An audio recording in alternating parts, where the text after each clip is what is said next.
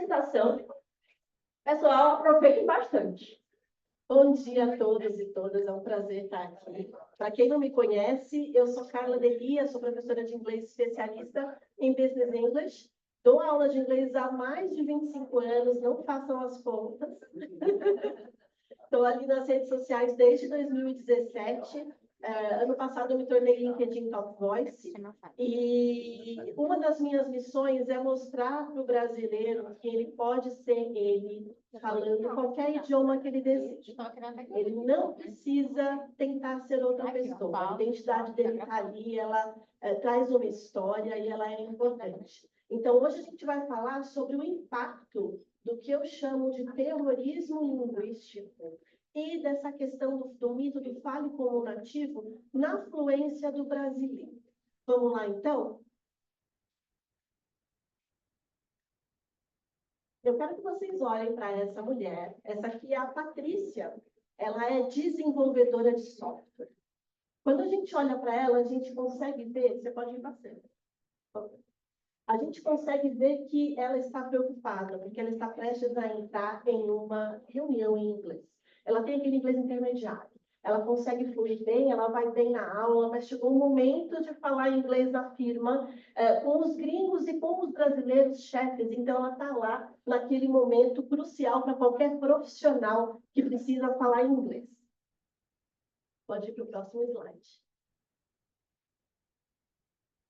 Pode ir para o próximo.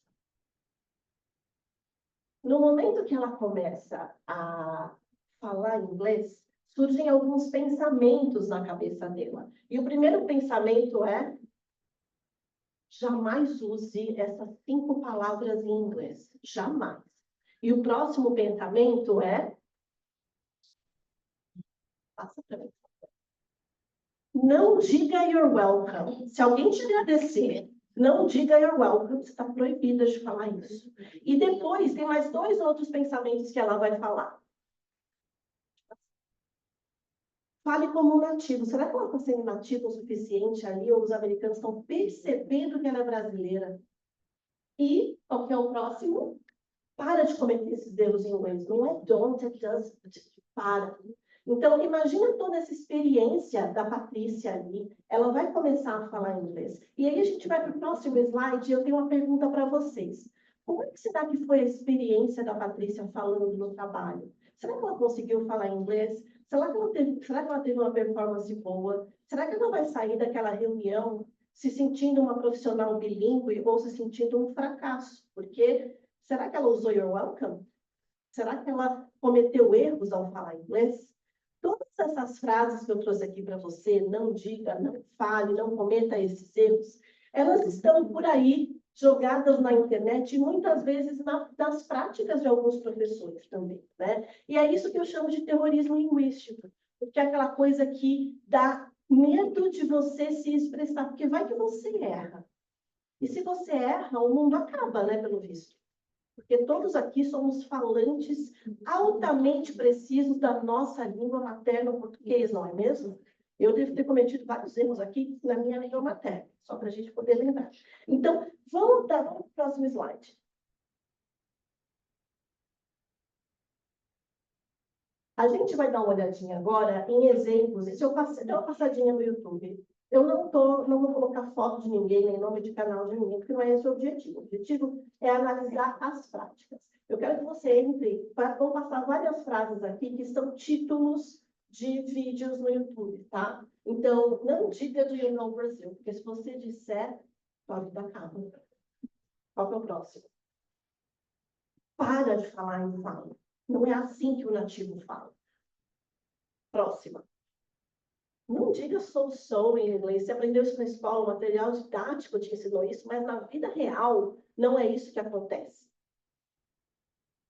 Não diga oh my God, está proibido. Não sei porquê, mas tá. 4 coisas que você não deve dizer em inglês, porque se você disser, acabou aqui a tua reputação profissional. E oh my God, mais uma vez que precisa ser repetido. Maravilha, pode ir para o próximo. I'm fine, so. Gente, vocês aprenderam isso lá na escola? A professora da escola é uma péssima professora. ela está te ensinando tudo errado. Eu estou te ensinando tudo certo. Então, a gente tem aquela sensação de, nossa, e esses são comentários que você vai ver nesses vídeos, tá? Nossa, eu falei errado a minha vida inteira. Então, você pensa numa pessoa que se esforçou, que aprendeu o Einstein, que aprendeu solução, que falou isso numa entrevista de emprego, numa viagem, e que cai a ficha que ela esteve errada o tempo todo. A gente está trabalhando aqui com uma questão que é desempoderar esse falante. Porque a qualquer momento, alguma desgraça pode acontecer. Ele pode falar "you're welcome" e acabou ali toda a comunicação dele. Ele pode parecer brasileiro. Ai, não. E se eles acharem que eu sou brasileiro, pelo visto é um crime parecer ser brasileiro, né? Pode dar entrada na próxima. E aqui, pode ir para o próximo slide. Eu vou trazer um pouquinho da origem. Da onde que vem essas coisas? Será que vem só da internet mesmo? E entendendo as origens, não parar ali só na reclamação. Nossa, a teacher está aqui só falando que é tudo ruim. Mas e daí? Eu vou trazer também soluções, porque eu acho que parte da solução de todos esses problemas é a nossa atitude como falante de um idioma, ou professor, ou escola, intérprete. Nós todos temos um papel e uma responsabilidade aqui. Então, vamos para a primeira. A primeira origem tem a ver com a visão do que é ser professor. Então, a primeira visão é a seguinte. Ela é uma visão limitada. Pode dar. E aqui é aquele professor que eu sou a professora detentora de todos os conhecimentos, e eu vou te dizer quando está certo e quando está errado. Para, está errado. Não é doesn't, é don't. O grande problema disso é que é uma visão tão pequena do que é ser professor, que daqui a uns meses a gente vai ser substituído pela inteligência artificial, porque se é só para falar se está gramaticalmente errado ou se está correto, o professor vai se tornar obsoleto. Essa visão limitada, ela é ruim para todo mundo, inclusive para o professor como profissional. Mas a gente tem uma visão mais complexa, que é mais difícil, né? Que é a visão ampliada, que é o professor como facilitador de todo esse processo. É o professor criando ali caminho para que a pessoa consiga, de fato, se expressar, consiga se comunicar, para que ela entenda que o deslize faz parte de falar, porque a única pessoa que não erra é aquela que fica quieta. E muitas vezes as pessoas estão ficando quietas por medo de errar. Então, assim, a pessoa se silencia, ela não compartilha as ideias dela, porque vai que ela fala um I'm fine no meio, ou ela soa como uma brasileira, tá? Então, esse papel, aquele papel ali do professor, que está mostrando aquela visão ampliada, ele é um papel que a gente precisa desenvolver. Se você é professor, você precisa ir atrás de estudos de pedagogia.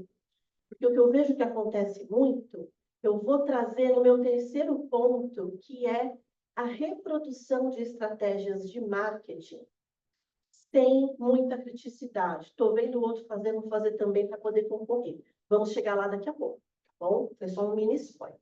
Agora, também a visão do que é língua. O que é língua? Então, a gente tem, né? Tá certo, tá errado. É o xizinho e é o correto. Parabéns se você acertou. Se você errou, melhor, meu querido. Mas, na realidade, a gente sabe, estudando sociolinguística, que a gente abandona o certo e errado e a gente traz para o adequado e para o inadequado. Porque, assim, em São Paulo, é muito comum falar "é nós". E o "é nós" tem toda uma carga e um poder quando ele é falado no momento certo, quando ele é falado ali no contexto adequado. Se você vai num livro de português, está lá, jamais diga, não sei se está, tá, gente? Mas jamais diga "é nós", porque somos nós. Então, imagina eu lá com os meus colegas e chegar e falar assim, é isso aí, galera, somos nós. Entendeu? Eu me tornei inadequada por usar a gramática correta.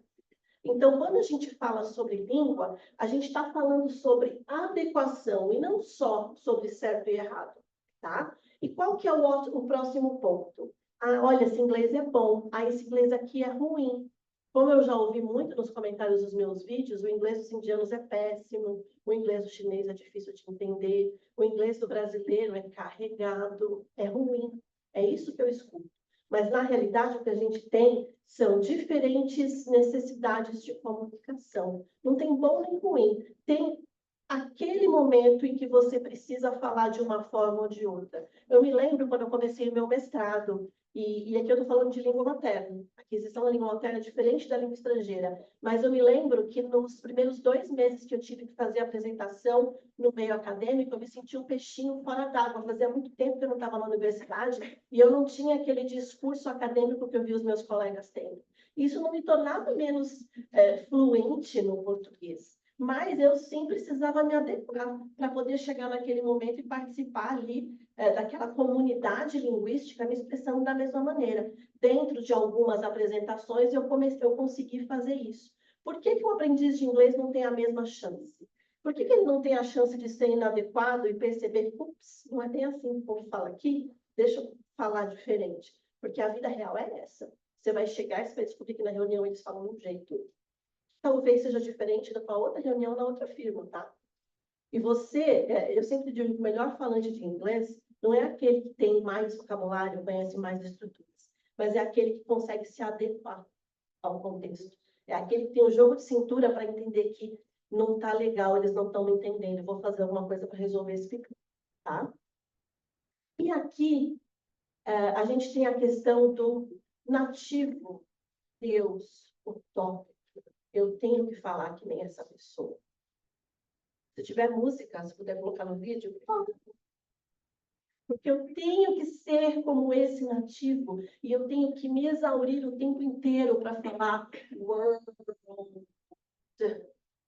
Porque se eu falar word e não falar world, não tá legal, eles não vão entender, porque contexto não existe, né, gente? E não dá para falar three, se eu falar free, não vão me entender. Então, assim, existe esse nativo tópico e a gente tem que perseguir esse ideal, tá? Agora, a gente sabe que há mais de décadas o inglês ele é uma língua franca. Então, quando a gente traz a realidade para uma língua que é muito mais diversa e a gente compartilha isso com os nossos colegas que falam inglês, alunos e etc., eles começam a entender que eles podem também fazer parte. Eles podem ali falar com a identidade deles, cometendo os deslizes deles, que eles também vão conseguir conversar. Porque esses nativos aí, gente, pode ir para o próximo.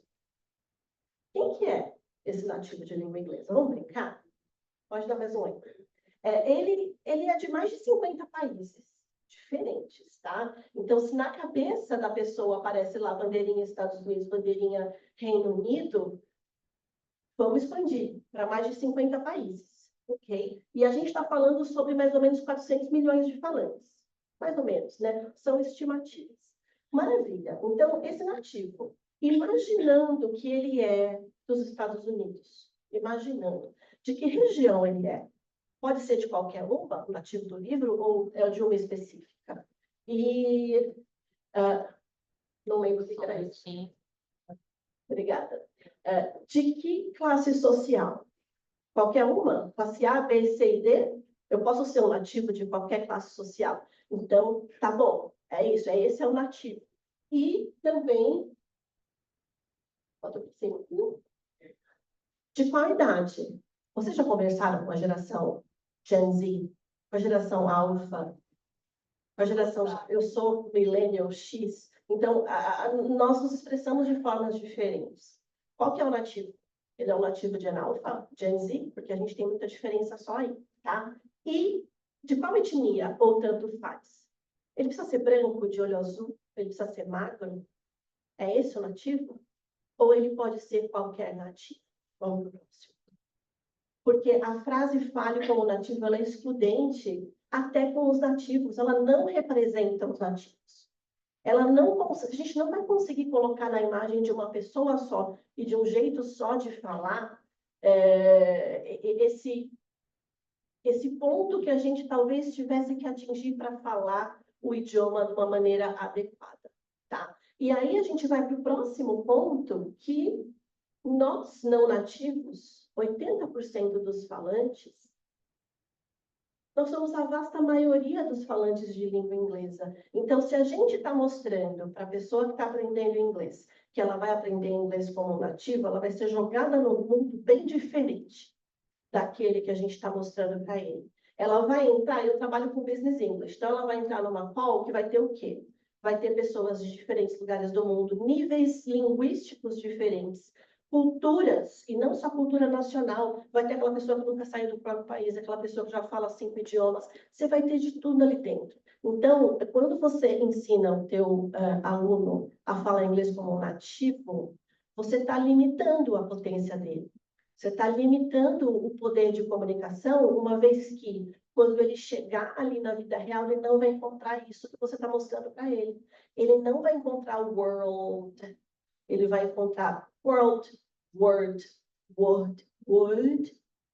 Pensem. E ele vai ter que se virar, e ele vai ter que entender. Então, eu estou preparando o meu aluno para o mundo ou para o meu ego? Para falar que ele fala como um nativo, tá? Pode ir para o próximo. A frase como nativo, ela é excludente não só para os nativos. É para eles também e também para nós que somos a maioria. E eu acho que isso é muito empoderador. Entender que a gente faz parte da maioria dos falantes de uma língua. Quando a gente olha para a língua como... a língua portuguesa, ela é tão minha quanto ela é de qualquer pessoa que deseja falar esse idioma. A partir do momento que eu aprendo, eu estou me apropriando. E eu estou ali transformando essa língua numa língua minha. Ela não é do americano só, ela não é do britânico só, e até porque lá dentro do britânico, né, gente? Ela é de todo mundo que está lá dentro e ela é da gente também. Um dia desses, nas redes sociais, eu recebi um comentário de um profissional da área de idiomas. O meu post foi assim: para que falar como nativo se você pode falar como um bilíngue? E aí, né, sempre vem um parabéns, adorei o post, mas vem mais. E eu tenho uma amiga minha, professora de português, que fala que a verdade sempre vem depois do mais. Então, vou ler para vocês, tá? Mas também não há problema em querer falar como um nativo. Eu e muitos outros colegas estudamos e praticamos muito para atingir esse nível um dia. Essa fala, se ela tivesse vindo de uma pessoa que não é profissional de idiomas, ela é uma fala clichê, né? Mas vindo de um profissional, eu preciso questionar algumas coisas. O primeiro questionamento, nativo não é nível. Ser nativo é você nascer e ter ali, né, aquela familiaridade desde que você nasce com o teu idioma e com a tua cultura. Até porque se você é nativo, e a gente é nativo de língua portuguesa, se a gente é jogado em Portugal, a gente se vira, mas a gente passa perrengue. Então, ser nativo não é ser dono do poder, ser nativo não é ser especialista em língua. Ser nativo é uma diversidade grande de proficiências também. Tem vários níveis de proficiência. Se a gente está falando de nível, a gente tem que falar de proficiência e não de ser nativo ou não. E o próximo ponto é que ter sotaque não é... ele é preguiçoso. Ele não estudou o suficiente, ele não está se esforçando para falar world. Ele ia falar, dane-se, Word, me entende aí do meu jeito. Eu sou pouco esforçada, eu não estudo pronúncia, porque eu ouço também, mas tem que estudar pronúncia. Tem que estudar pronúncia, gente. Então, sotaque não é ruim, sotaque não é problema, e não é falta de esforço. Ele é ali a tua história, ele é tudo que você construiu. E dependendo da tua idade, da idade que você desenvolve, que aprende o idioma, ele vai estar mais ou menos presente aqui. E o mundo tem que lidar com a diversidade. Não tem jeito. Se a gente quer ter uma língua franca, a gente precisa lidar com a diversidade. Caso contrário, vamos todos aprender os idiomas uns dos outros. Que não é a realidade, infelizmente. Vamos para a próxima. E o próximo print que eu vou trazer aqui, ele é um comentário de um seguidor que me falou o seguinte.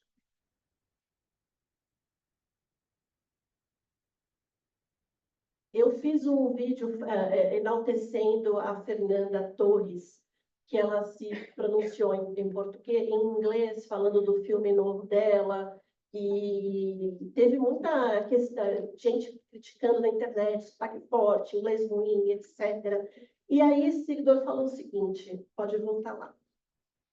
Que speaking belíssimo. Eu me esforço tanto para falar sem sotaque com os meus colegas de trabalho nativos, que acabo esquecendo do vocabulário que eu adquiro e limitando a minha fala. Então, ele passa tanto tempo querendo falar world, que ele se esquece de se comunicar. Se ele tivesse falado word, ele tivesse trazido ali toda a mensagem que ele quer passar, é muito provável que ele ia ter se expressado melhor, ele não ia estar nesse nível de estresse absurdo, gente, isso trava. você entrar ali no momento e se sentir tolhido e observado a esse ponto, faz com que você se comunique menos mesmo. E aí me faz questionar, sabe essas pesquisas do apenas 1% dos brasileiros é fluente em língua inglesa? Será, da onde que vem isso? Será que é falta de estudo? É somente falta de acesso? Porque a gente vive num país com falta de acesso. Será que é somente isso? Ou será também que a gente está educando essas pessoas dessa maneira? Para elas não se sentirem livres para falar o word, para elas tirarem sarro. Ah, está falando com o João Santana. Eu brinco, né? Todo mundo tem muito a corrigir, todo mundo tem muito a aprender. O João Santana teve coragem. Tem muita gente que estuda e faltou coragem para ela se expressar. Eu acho que ninguém é perfeito. João Santana tem muita coisa para aprender e para conseguir se expressar melhor, mas ele teve algo que está faltando para a gente, que é a coragem de se expressar. E o terceiro e último ponto que a gente vai cobrir é a questão do marketing, tá? Assim, nós como professores, e não só professores, mas escolas, você tem que estar na internet, né? Você tem que estar na internet, você tem que produzir conteúdo, e aí a gente aprende a produzir conteúdo bom, vendo o que os outros estão fazendo, e aí a gente faz. Quando eu comecei a produzir conteúdo no Instagram, os meus primeiros vídeos estão lá, gente. Se quem tiver coragem de ficar fazendo assim, ó, tá lá. Eu não dava nem um sorriso, de tão nervosa que eu estava. E eu fiz o que os outros faziam. E tudo bem, porque a gente começa imitando. Mas precisa haver uma quebra. Eu sempre falo que o preconceito, ele existe em todos nós. A diferença é quando você resolve olhar para si mesmo e refletir sobre o teu ato e ver que ele não está condizendo com o que você acredita. Então, você pode ficar cego o tempo inteiro e continuar fazendo aquilo, que é isso aqui, ó. Reprodução de marketing sem filtro crítico. Promessas irreais. Fique fluente em uma semana. Fique fluente dormindo. Você não tem... Gente, tem, tá? Vai no YouTube. Escreve Fique Fluente, ele vai completar com dormindo. Deve ter um áudio para você ouvir. Ele tem de fórmulas mágicas. Você não aprendeu ainda porque você não estudou com o meu método. Ou você não aprendeu porque você não se esforçou. Né? Porque tem isso, porque o cara não aprende com o método, mas no final o cara fala, você não aprendeu com o meu método porque você não fez direitinho. E isso tudo reforça esses preconceitos linguísticos. A gente sabe que no mercado de idiomas, eu não estou falando só de Brasil, tá? Tem muito país que não contrata não nativo para ser professor. Ele prefere contratar uma pessoa pela nacionalidade do que pela formação, tá? Isso é uma grande questão que está sendo discutida e precisa ser mais discutida. Ah, tá bom, teacher. Então quer dizer que você vive ali na terra dos ursinhos carinhosos e o mundo é lindo. E a gente não pode criticar, porque é tudo perfeito, temos que ser tão legais com todo mundo. Não. A gente sabe que o capitalismo está aqui e a gente precisa concorrer, a gente precisa disputar a atenção. Então, a grande questão é você conseguir disputar essa atenção, mas sem sair dos seus valores educacionais. Você não precisa falar qualquer coisa para vender. Eu não sou contra vender, gente. A gente tem a nossa mão de obra, a gente tem conta para pagar. E quando a gente vende um produto ou um serviço que é bom, a gente está ajudando a transformar vidas. Mas como a gente está fazendo isso impacta? A partir do momento que você mostra, por exemplo, o aluno meu chega para mim, quanto tempo eu vou ficar fluente? Eu vou responder, depende. Mas eu também vou trazer um ponto, que depende, né, gente? Vocês sabem. Mas eu vou trazer um ponto importante, que ele não precisa esperar ficar fluente, o que seja isso, para começar a se comunicar. Desde o primeiro dia de aula, desde o básico, intermediário, tem coisa que ele consegue fazer. Se tem o inglês básico, você consegue viajar. Se tem o inglês intermediário e treinou, você pode até participar de uma entrevista de emprego. Então, não precisa ficar adiando até chegar nesse mundo perfeito para se comunicar. Uma hora você chega. E você não vai estar satisfeito nunca, tá? Essa é a verdade. Mas dá para a gente trazer uma expectativa mais realista e gerar menos frustração no nosso aluno. Dá para a gente valorizar o progresso dele, sabe? Para de falar don't. É don't. Então, olha onde minha língua vai. Para de falar desse jeito brasileiro. Don't. Para. Ao invés de fazer isso, eu posso falar, nossa, antes ele não conseguia falar nem don't. Agora ele está falando don't. Está fazendo mais do que fazia antes. Quer dizer que ele pode ir para o próximo passo e ele pode avançar. Porque senão essa pessoa vai parar de estudar. essa pessoa vai desistir, e aí ela vai começar a parar, começar a parar, começar a parar, e ela vai ser um eterno básico intermediário, frustrado, achando que ele é a pior pessoa do mundo, ou que todos os métodos estão errados. A grande questão eu falo que falar um idioma é você aprender a entrar num mar que tem onda, onda de verdade. Alguém já foi no mar do Rio de Janeiro? Tem onda, e assim, ele te humilha. O mar do Rio de Janeiro me humilhou. Eu tomei um caldo, a água estava aqui, de repente eu estava no chão, tá? Eu tomei um caldo vergonhoso, que a parte de cima do meu biquíni saiu. Eu não sabia se eu salvava a minha reputação ou a mim mesma. Então, falar um idioma, às vezes, dá essa sensação de você estar na frente de todo mundo falando e não saber o que você está fazendo direito. Mas se eu ensino para o meu aluno que ele pode mergulhar pelas ondas e que ele vai sentir menos esse balanço e esse baque, beleza, ele vai conseguir se expressar. O que quer dizer isso em termos linguísticos? Fala o que vem na cabeça, do jeito que você treinou, do jeito que sair nesse momento. Olha para a cara do teu colega e vê a cara dele. Se ele fizer assim, ó, o Totti está deixando muito, mas se ele fizer aquela cara assim, aí você percebeu que ele não entendeu direito, tá? Aí você tenta de novo. Deixa eu tentar de novo. E você vai tentando e você pergunta para ele, did you get me? Você entendeu o que eu disse? A conversa, eu brinco muito o seguinte, e eu quero que vocês levem isso com vocês, tá? Ele não está te entendendo porque o teu inglês não é claro o suficiente. Como se falar um idioma fosse uma eterna palestra. E eu falo com as paredes, porque a parede não precisa se esforçar para me entender. Se vocês não se esforçarem para me entender, eu falando português, você olha para minha cara e fala, o que essa mulher de cabelo cor-de-rosa está fazendo na minha frente? Se você não quiser me entender, você não vai me entender. Então, um diálogo, ele é um esforço de duas pessoas. Quem está ouvindo vai se esforçar para entender, quem está falando vai se esforçar para falar. E é aí que a gente aprende a navegar por baixo das ondas sem tomar o caldo que a teacher tomou lá no Rio de Janeiro, tá? Eu vou trazer aqui agora aprendizados. Pode ir para o próximo. Como é que a gente pode, então, combater esse preconceito linguístico, né? Porque eu acabei de mostrar que é uma tragédia. O que você pode fazer para poder ajudar o teu colega, para se ajudar, né? Porque eu acho que a autorreflexão te dá aquela coragem de, nossa, eu vou participar daquele congresso ali em inglês, porque dessa vez eu vou dar conta. E se não for perfeito, vai ter sido melhor do que se eu não tivesse feito nada. Então, o primeiro ponto é troque o fale como um nativo por fale como um bilíngue, como um brasileiro, como um poliglota, se insira ali naquele idioma. Por que eu estou falando isso? Você vai ver que os gringos vêm para o Brasil e eles falam português, a gente acha lindo. E eles falam humão. Eu vou comprar um pau de queijo. E tudo bem, gente. Ninguém vai dar um pau de queijo para ele na padaria. Todo mundo vai entender. Por que a gente tem esse carinho e a gente não tem isso com a gente mesmo? Tá? Então, a gente precisa fazer isso e se inserir. Eu sou brasileira, eu falo inglês, eu tenho o meu sotaque, e eu só tenho sotaque porque eu falo mais de um idioma.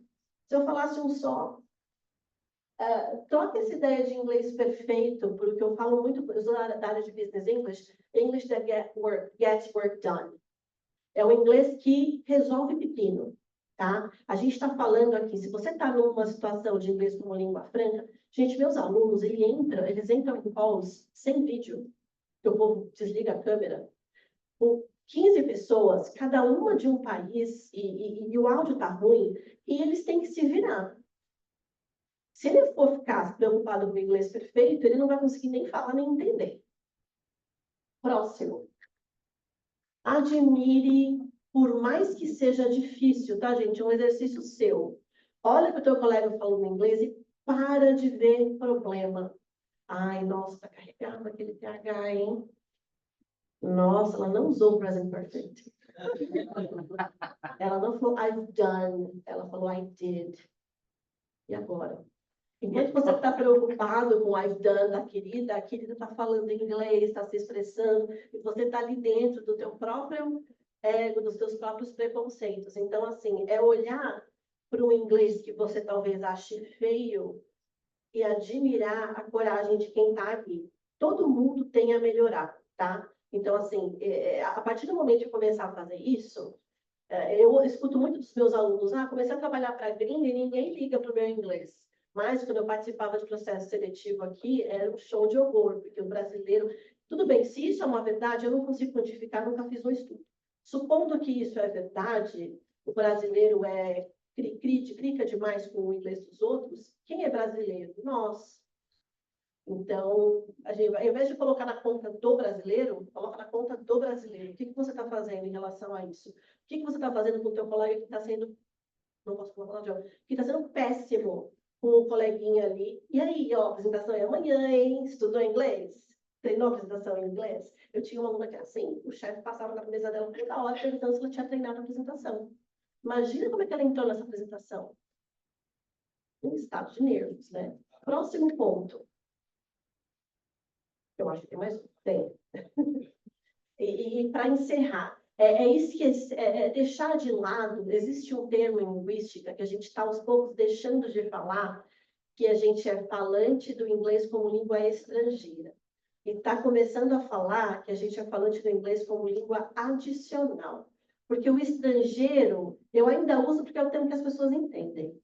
Mas o estrangeiro, ele é o outro. Ele é a língua do outro. Mas a língua que você está aprendendo, ela não deve ser do outro. Ela é do outro também, mas ela vai passar a ser sua. Então, pensa nisso. Línguas adicionais, não línguas estrangeiras. Porque nesse processo todo, você está se tornando bilíngue e poliglota. E é isso, gente. Muito obrigada.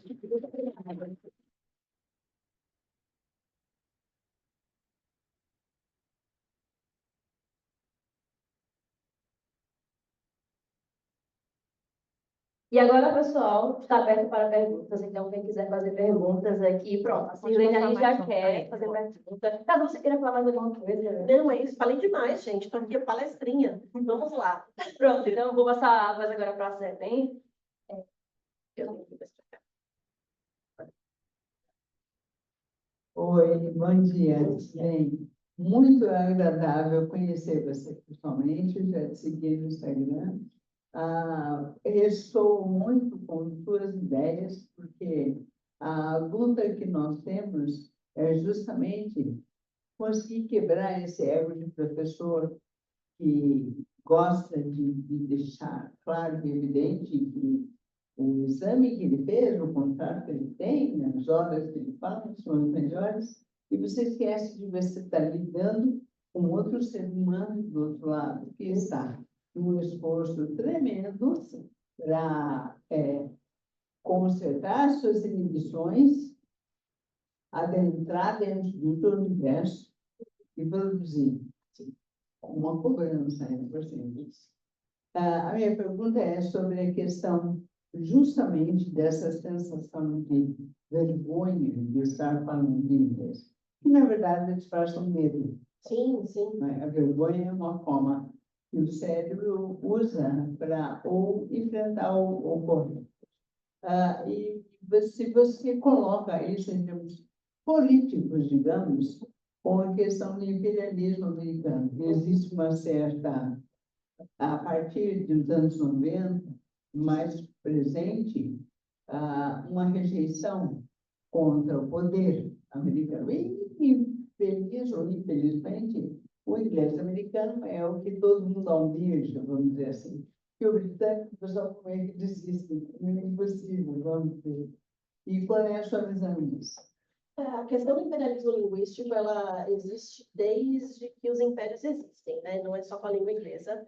E a gente não pode deixar de negar que a gente consome o imperialismo linguístico estadunidense, ele vem muito como cultural, dos filmes que a gente vê, das músicas que a gente escuta. E eu falo assim, eu entendo que existe um inglês que pode parecer ser o ideal, mas se você não questiona isso, você se coloca em posição de inferioridade. Porque você não é norte-americano, mas você não precisa ser para falar o inglês. Tá? Então, eu acho que a questão toda para você destravar essa vergonha é você entender que o teu lugar não é um lugar inferior. Ele pode ser economicamente inferior, ele pode ser geopoliticamente inferior, mas como falante, você tem ali o teu direito de ser brasileiro, de ter o teu sotaque falando. Eu acho que se a gente discutisse mais sobre isso, as pessoas teriam menos vergonha. E não é só a questão do imperialismo linguístico, é também a questão de entender a língua como essa coisa culta, inabalável, cujas regras não podem ser erradas. Porque, assim, como professor de inglês, é muito mais fácil eu ensinar que é I don't, he doesn't, do que chegar, falar e mostrar que é I don't, é she doesn't, nesses contextos aqui. Mas você vai ver momentos em que pessoas vão falar you find do verbo. Vai ter momentos em que a pessoa vai falar you are here, ao invés de are you here.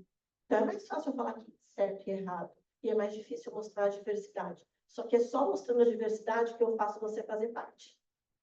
Tá? Então, existe. O mundo não é cor-de-rosa. Mas se você não trabalha para empoderar quem está ali falando, essa pessoa não vai falar. E ela não vai ter nenhuma chance de mudar qualquer realidade. Muito menos a dela, porque ela precisa começar pela dela. Inclusive, pessoal, o mundo é cor-de-rosa, mas com certeza é cor-de-rosa. Os idiomas também não são cor-de-rosa, então, fala de cabelo, fala de outras coisas, mas de idiomas não, tá? A vida também não é cor-de-rosa, não. A não ser um avião ou outro da vida que você está apaixonado, mas aí é totalmente diferente. Passa rápido. Pronto, mais alguma pergunta, pessoal? Pode levantar a mão. Repita aqui essa frase que eu achei impactante. Love is blind, language is blind. É isso aí, galera. Bom dia, Bom dia. sou o Lucas. Vou fazer duas perguntas, aproveitar, né, a ocasião. A primeira delas é como que nas suas aulas você introduz essa educação linguística para os alunos? Porque eu também sou professor de idiomas, também há um tempo, e a gente vai reformulando nossos pensamentos, o que a gente acredita, como que a gente vai ensinar, todas essas práticas. E isso é algo que eu tenho hoje pensado muito sobre. Como introduzir essa educação linguística, essa consciência, ter toda essa fala com o aluno de que está tudo bem errado, de que não é certo e errado, de que é adequado e inadequado, toda essa conceituação teórica, digamos assim, não é o conteúdo da língua inglesa, mas é uma educação linguística geral. Se você separa momentos nas aulas, se separa uma aula para isso, se isso vem naturalmente durante as aulas, se você espera ver a necessidade vindo do aluno para saber introduzir como que é esse tato, e também aproveitando uma segunda pergunta, como que é o seu termômetro também, como você diferencia erro de pronúncia e sotaque? Perfeito. Perfeito. Você vai limiar. Vou para a primeira questão, né? Eu não gosto muito da palavra que as coisas acontecem naturalmente, porque muitas vezes o natural é aquela reprodução um pouco crítica. Então, você precisa fazer aquele esforço.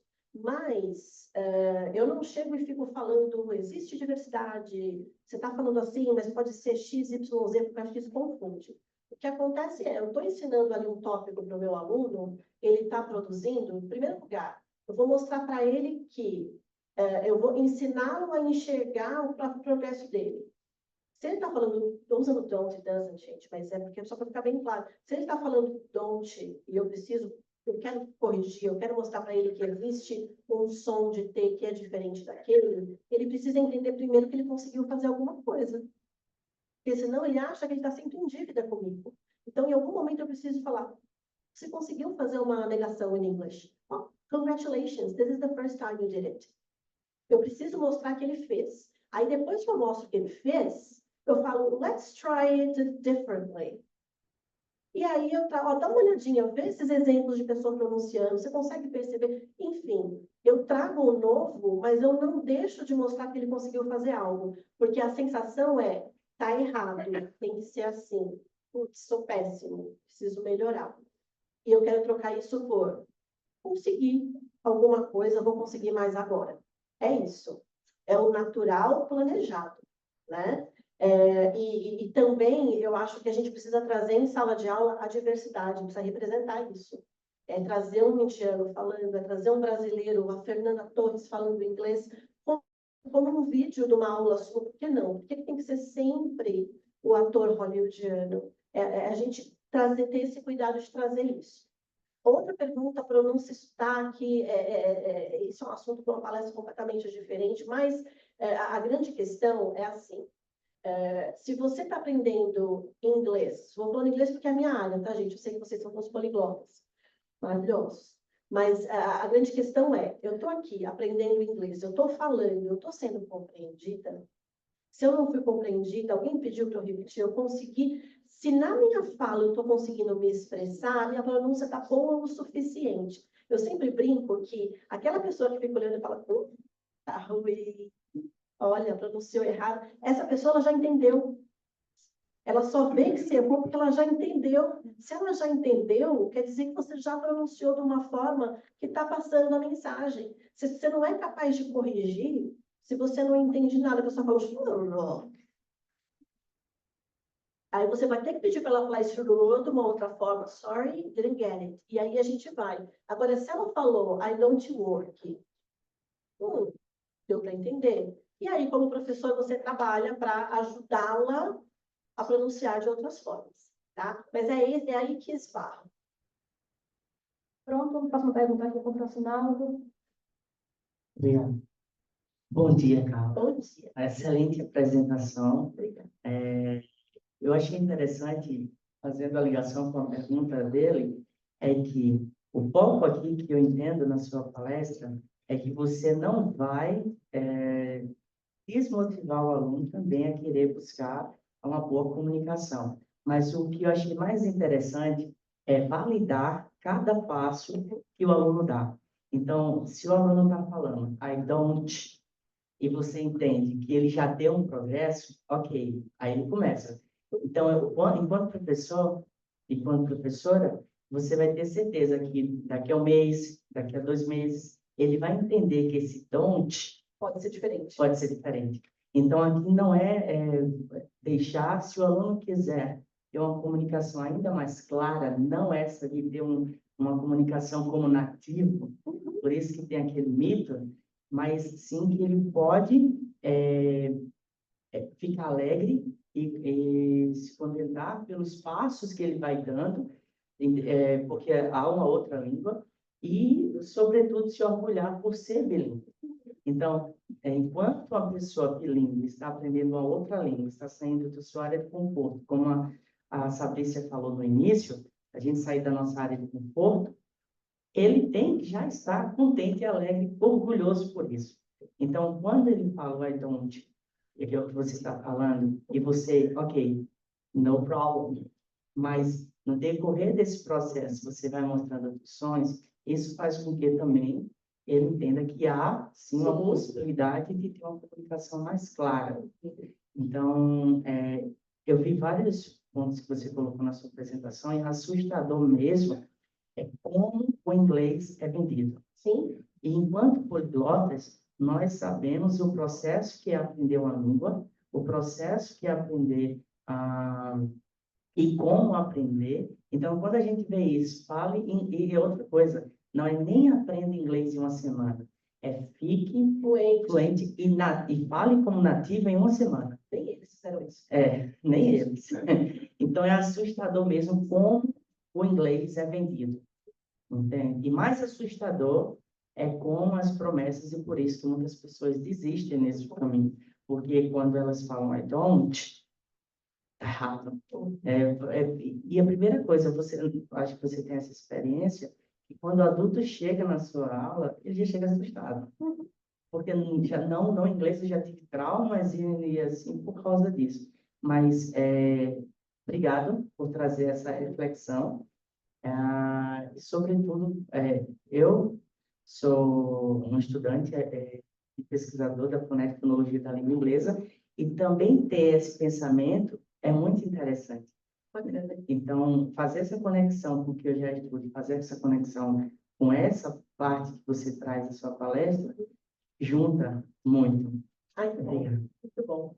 E só para concluir da tua fala, o gringo vai na padaria, pede pão de queijo e come o pão de queijo. Se ele ficasse com vergonha, ele não ia poder aproveitar essa iguaria brasileira. Então, eu falo que antes de chegar no pão, você chega no pão, gente. Porque faz parte. Não passa fome. E não passa fome, exato. Terminei de uma maneira gloriosa, né? Isso vai parar nas redes, a vergonha. Mas tudo bem. Não, A próxima pergunta é da Olga. Tá bom. Ela é da Bulgária. Ela é hiperpoliglota, fala 3 idiomas, galera, então, super admirável. Ela vai fazer a pergunta Sim. agora, está online. Então, Tá certo. Olga, você pode liberar seu microfone, tá? Acho que já é ligado o microfone, não sei. Sim, pois, Carla, muito obrigada pela apresentação. E, pois, a minha pergunta é, pois, para você, né? Uma pergunta pessoal. Você já teve uma experiência boa com um bom professor ou uma boa professora de inglês que não te dizia, por exemplo, isso é errado, ponto, né, ponto final, mas como você disse, isso não é adequado ou é adequado, pois qual é a sua experiência com o seu professor ou a sua professora de inglês? A Ótima, Carla, né? ótima pergunta. Posso responder? Sim. Pode falar. Minhas experiências não foram boas. Eu lembro muito bem de suar frio antes de falar, muito tempo, assim, já adulta, já professora, tá? Eu ia falar com um gringo e eu ficava com medo, porque eu precisava falar a palavra perfeita, world, daquele jeito, eu não podia soar como uma brasileira. Eu acho que a vida inteira eu aprendi da maneira mais padrão possível e analógica, tá, gente? Então, assim, teve vários traumas nesse processo. E foi só quando eu comecei a estudar sociolinguística que eu me senti mais livre para me comunicar, porque eu entendia que se eles percebessem que eu era brasileira, era só uma constatação, não um problema, né? É uma constatação, sim, sou brasileira, você é holandesa, você é escocesa, e estamos aqui, tudo bem. E foi a partir dos meus estudos, principalmente na época do mestrado, que eu comecei a me soltar em relação a isso, e eu falei assim, isso não pode ficar comigo, né? Então, isso passou não só a integrar as minhas aulas e os meus cursos, como também o meu posicionamento nas redes sociais. Mas é isso, eu não tive uma experiência boa. Eu acho que muita gente não teve também, mas a gente tem esse poder de poder mudar as coisas no micro, né? Mas é aqui que começa.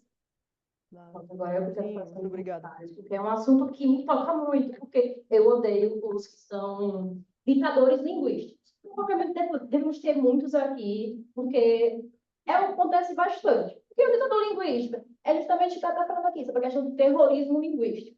As pessoas ficam sempre julgando. É normal o ser humano julgar. Eu, por exemplo, minha formação é poliglota, porque eu fiz línguas estrangeiras aplicadas às negociações internacionais. Isso não é uma tese, é um curso mesmo, tá? E uma das minhas professoras, ela puxava para o britânico, e muitas vezes ela repetia o que a gente falava para falar o sotaque mais puxado do britânico. Digo puxado por quê?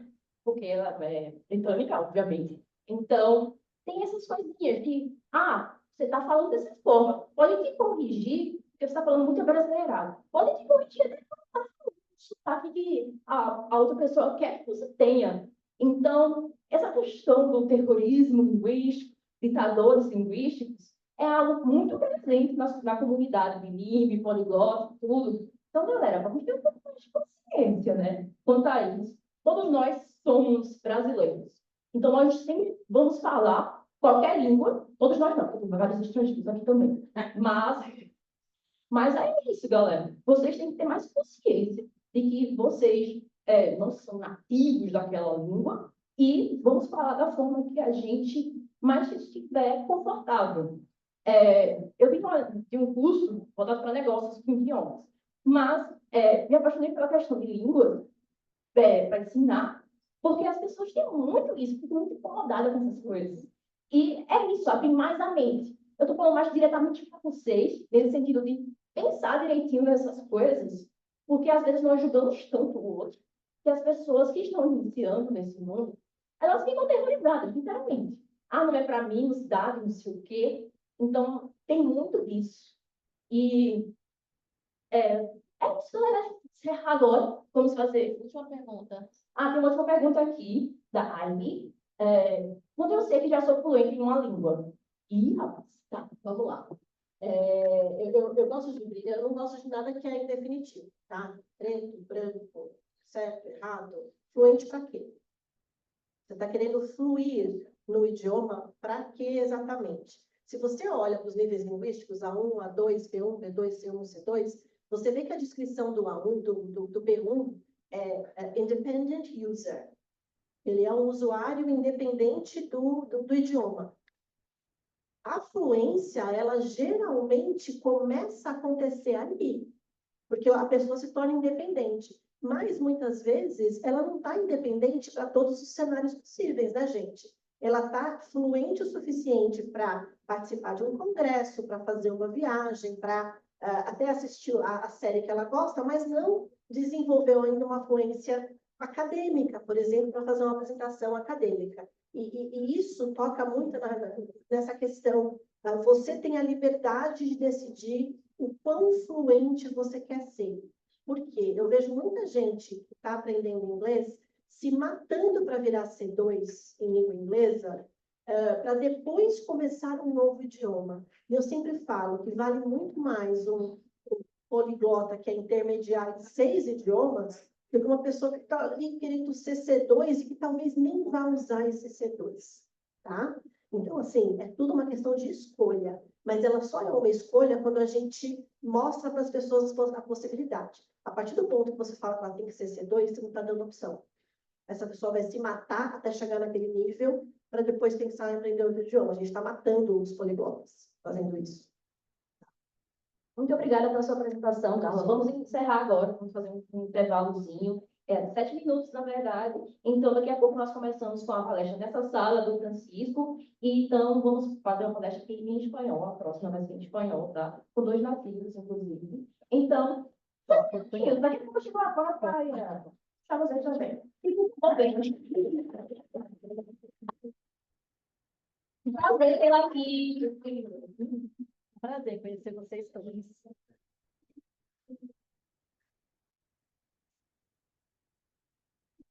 Encerrou a gravação?